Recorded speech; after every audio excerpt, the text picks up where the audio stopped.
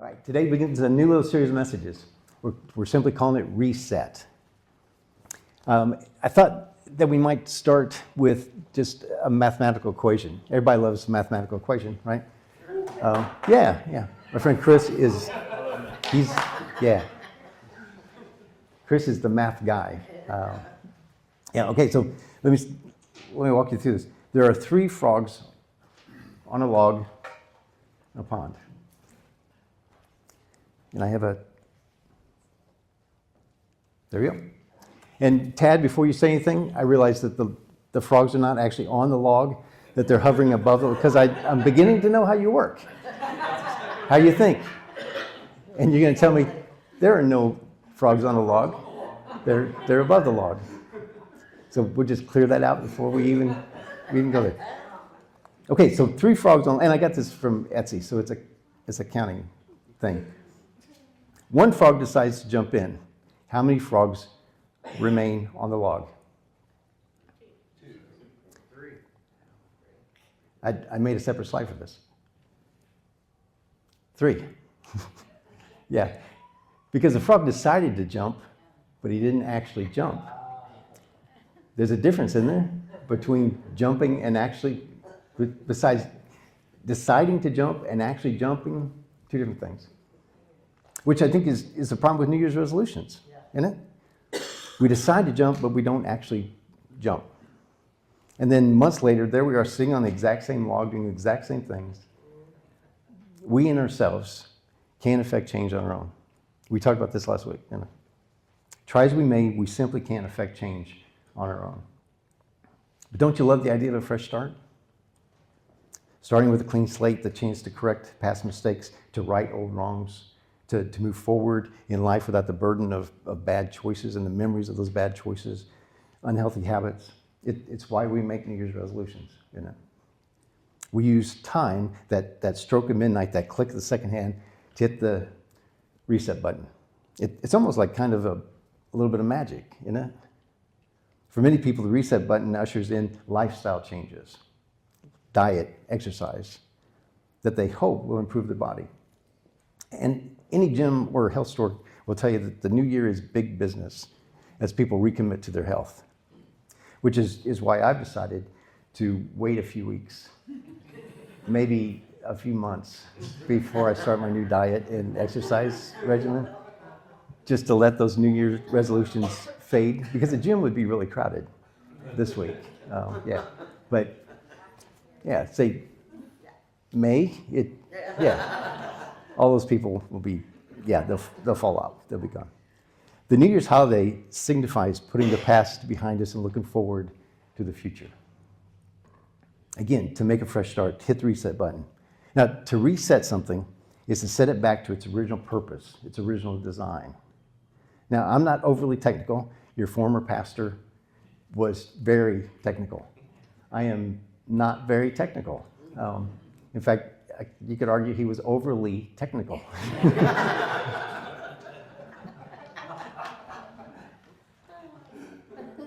I'm not.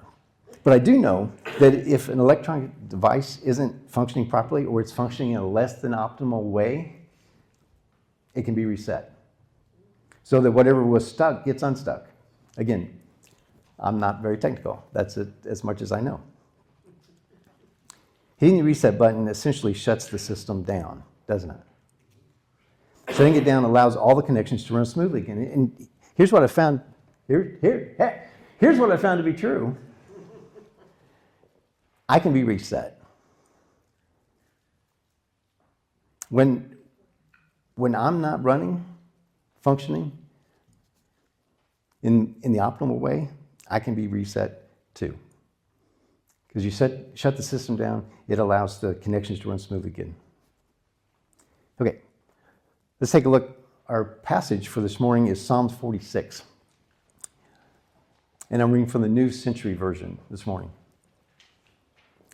God is our protection and our strength. He always helps in times of trouble. So we will not be afraid, even if the earth shakes or the mountains fall into the sea, even if the oceans roar and foam or the mountains shake at the raging sea. There's a river that brings joy to the city of God, the holy place where God Most High lives. God is in that city, and so it will not be shaken. God will help her at dawn. Nations tremble, kingdoms shake. God shouts, the earth crumbles. The Lord all-powerful is with us. The God of Jacob is our defender. Come and see what the Lord has done, the amazing things he has done on the earth. He stops wars everywhere on the earth. He breaks all bows and spears and burns up chariots with fire.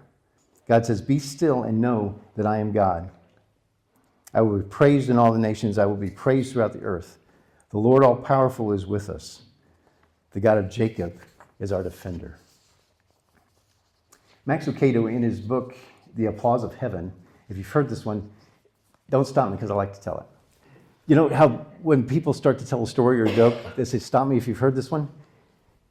They never, it doesn't matter if you say, yeah, I've heard it. They're not going to stop, are they? They're going to tell it. They have to tell it. You can shake your head the whole time they're telling it. They're still going to tell it all the way through, aren't they?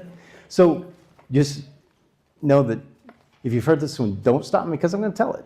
Anyway, Max Lucado tells a story about taking piano lessons when he was 10 and how he hated being, as he puts it, tethered to a piano bench for 30 minutes every afternoon. He writes, the metronome inspected each second with glacial slowness before it was allowed to pass. Some of the music, though, he goes on to admit, he learned to enjoy. He says, I hammered the staccatos, I belabored the crescendos, but he explained there was one instruction in the music I could never obey to my teacher's satisfaction, the rest, the zigzag command to do nothing. Nothing, exclaimed Max. What sense does that make? Why sit at the piano and pause when you can pound? Because, his teacher patiently explained, music is always sweeter after a rest. I think that's what the psalmist is trying to tell us in verse 10, isn't it? When he writes, be still and know that I am God. So after affirming that God can be trusted, even when the earth shakes, even when the mountains give way, the psalmist tells us to stop, to be still. Stop hammering the staccatos, stop belaboring the crescendos, stop pounding on the piano. Be still, the psalmist writes. Because the music, according to Max Lucado's piano teacher, is always sweeter after a rest. Psalm 46:10, be still and know that I am God. Now, the term be still literally means to take your hands off, to cease, to refrain. Be still then isn't just about resting. It's not just about shutting the system down. What be still means, in essence, is to let it go. Whatever it is for you, just let it go. Because listen, we won't find rest, will we, until we let it go? Whatever it is for you. Be still means to let God do what God does. Whereas the bumper sticker says, let go, is that the one that you thought I was going to put up there? Let go or be dragged. There's a lot of truth in that statement, isn't it? Maybe not the bumper sticker you thought I was going to use, but there's a lot of truth in that. How about this one? Let go and let God. Is that the one you were thinking? Yeah. It's amazing how much of my theology I get from bumper stickers. Let it go. Let God be God. Okay, let's see if we can unpack this. Let me start with some context. Here's what I could gather. The historical background for this song is most likely God's deliverance of Jerusalem from the Assyrians during King Hezekiah's reign. And you can read about that in 2 Kings chapters 18 and 19, in 2 Chronicles, chapter 32, or Isaiah chapters 36 and 37. And I thought this was interesting. You may not.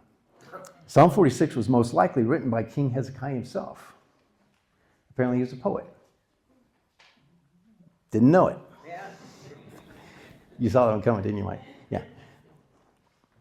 Okay, here's what happened. The Assyrians were threatening the nation of Israel. The world as they knew it was about to change.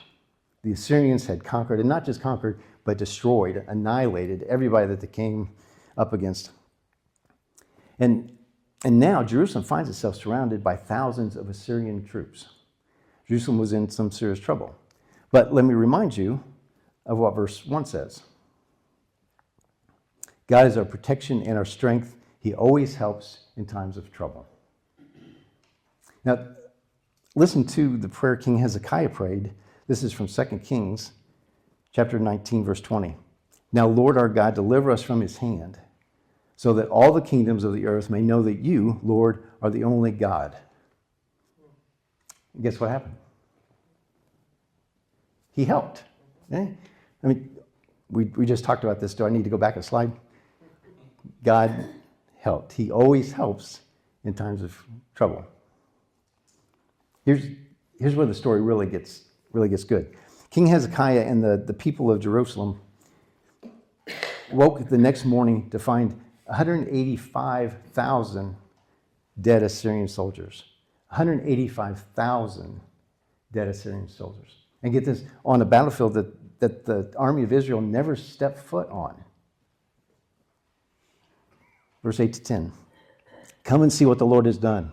The amazing things he has done on the earth. He stops wars everywhere on the earth. He breaks all bows and spears and burns up the chariots with fire. God says, be still and know that I am God. Well, I reckon. Isn't that incredible? Listen, I don't think the psalmist is speaking hypothetically or metaphorically here. This isn't just some well-crafted allegory. He's actually inviting us to come and see what the Lord has done. The amazing things he's done. And here's why that is so important. Because when we get overwhelmed by our circumstances, when the enemy surrounds us, when the earth shakes, when the mountains fall into the sea, when we get all tied up in knots over our current situation, it can be really difficult to hear the voice of God, can it? Here's what you need to know. It's in the silence, it's in the stillness that we know God is present. It's then that we know God is our protection, our strength. Verse 1. It's then that we know the Lord all-powerful is with us. Verse 11, the God of Jacob is our defender. God says, verse 10, be still and know that I am God. And isn't that in essence what the reset is all about? See if this makes sense. If the reset shuts down the system, then that's the be still part, right? And if resetting something sets it back to its original purpose or design, that's the and know that I am God part. Because that's our original purpose, isn't it? Our original design is to know God. If we just take the time to be still, we'd know. Wouldn't we? That's being reset. We're to be still and know. The stillness leads to the knowing. Okay, check this out. This is one of my favorite verses. 1 Kings 19, verses 11 and 12. The Lord said, and he's speaking to Elijah here, go out and stand on the mountain in the presence of the Lord, for the Lord is about to pass by. Then a great and powerful wind tore the mountains apart and shattered the rocks before the Lord. But the Lord was not in the wind. After the wind, there was an earthquake, but the Lord was not in the earthquake. After the earthquake came a fire, but the Lord was not in the fire. And after the fire came a gentle whisper. Isn't that good? The prophet Elijah knew that the gentle whisper was God's voice. And here's what Elijah discovered and what we need to discover in the midst of everything else going on. The rushing of the wind, the chaos of the earthquake, the rage of the fire, that God reveals himself in the quiet. The stillness leads to the knowing. Be still and know, says the Lord. It's in the stillness that we learn. It's in the stillness that we understand. It's in the stillness that we know. And what will we know, you may ask? That's a great question. I'm glad you asked. Well, according to the passage, we'll know God, won't we? He says, be still and know that I am God. The passage doesn't say, be still and know the details, does it? No. It doesn't say, be still and know the reasons. No. What it says is, be still and know that I am God. As much as we might like to know the details, as much as we like to know the reasons, they're really nothing compared to knowing God, are they? And here's the thing that blows me away. is that we can. And not just the fact that we can know God, because that's pretty incredible, or not just that God can be known, which is also pretty incredible, but that he wants to be known. That God's greatest desire is for us to know him and to know him intimately. Intimacy, if you think about it, is the experience of really knowing and being known by another, isn't it? We often use spatial language, and that's not a Hoosier dialect. It's not special, it's spatial, like distance. Yeah, spatial language when describing this experience. An intimate friend is someone we feel very close to. They know us at a deep level, right? If something happens to someone that damages that intimacy with our friend, they may feel distant from us. And a person who doesn't know us intimately, we would say, knows us only on a superficial level, right? Intimacy, however, isn't necessarily spatial at all, is it? Intimacy is actually relational. I mean, we can be sitting right next to a person with whom we feel distant, and please don't look at your neighbor right now because that would be really awkward. But we can be sitting right next to somebody who we feel distant from, can't we? By the same token, we can feel close to a person who's like 1,173 miles away, which is the distance from Pimento, Indiana to Steamboat Springs, Colorado, where my son and his family are this morning. So what makes us feel intimate in our relationships, you may ask? It's a little personal, which is probably why they didn't ask. And I'm a little concerned that you're asking because we should have already covered that ground. Yeah. Well, actually, there are many ingredients, a lot of ingredients to intimacy. And each intimate relationship has a different recipe, right? Right? Yes. But what's common to all of them is trust. We can't be intimate with someone we don't trust. You still trust me, right? You can't be intimate with someone that you don't trust. Trust is at the heart of intimacy. The more we trust someone, the more we know someone, the closer we become to them. And this is as true with our relationship with God as it is with others.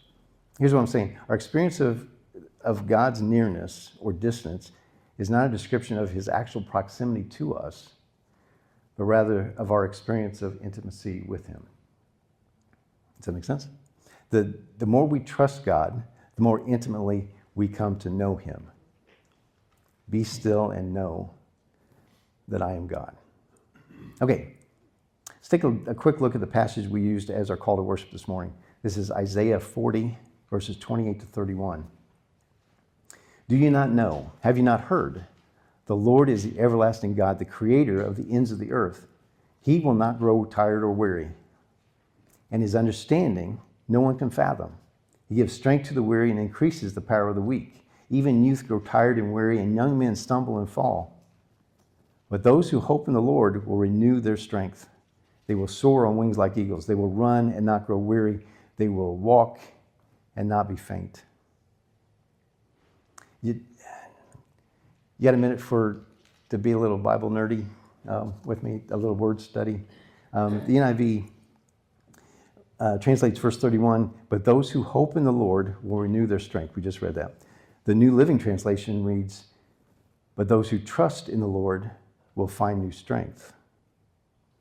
We just talked about trust, right? The King James Version says, but they that wait upon the Lord shall renew their strength. Same word translated 3 different ways from the Hebrew. Oh, there it is. But they that wait upon the Lord shall renew their strength. Again, same word translated 3 different ways from the Hebrew. Hope, trust, wait upon. Mark Krause, Standard Lesson Commentary, writes, to wait upon the Lord is not to give up in complete passivity. Waiting in this biblical sense is an act of faith, a move of trust. It's to change the focus of our empowerment from ourselves to the Lord. Isaiah tells us, Krause explains, that this commitment of faith is rewarded using one of the most striking metaphors in all of Scripture. We're to begin given wings as eagles. We are blessed, writes Krauss, with the ability to soar above the daily troubles that beset and discourage us. We are blessed with the ability to soar above the daily troubles that beset and discourage us. I thought this was interesting. Again, you may not. An eagle's wingspan can reach up to 8 feet, tip to tip. 8 feet. I'm 6'3". Let's do you.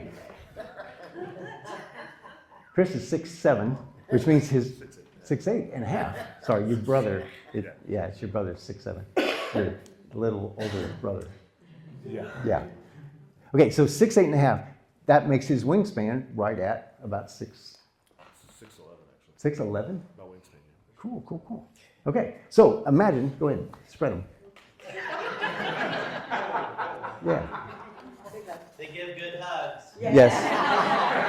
Yeah. So this isn't even quite 8 feet. Tip to tip, an eagle's wingspan. 8 feet. Thank you. Their feathers are specifically designed to reduce wind turbulence. And the eagle's long, broad wings catch, when they catch a thermal updraft, they can soar significant distances and heights, reaching an altitude of 10,000 feet. And get this, with minimal flapping of their wings. So they can soar 10,000 feet, long distances, and never flap their wings. He gives strength to the weary, increases the power of the weak. Even youth grow tired and weary, young men stumble and fall, but those who hope in the Lord, those who trust in the Lord, those who wait upon the Lord will renew their strength. They will soar on wings like eagles. They will run and not grow weary. They will walk and not be faint. God offers each of us, through the finished work of Christ on the cross, a chance to be renewed, a chance for a restart, a do-over. It's that clean slate, that fresh start, that reset that we've been talking about. Again, to reset something is to shut it down, or in the words of the psalmist, it's to be still in order to set it back to its original purpose and design. Or in other words, in order to know that He is God. Be still and know. We can be reset.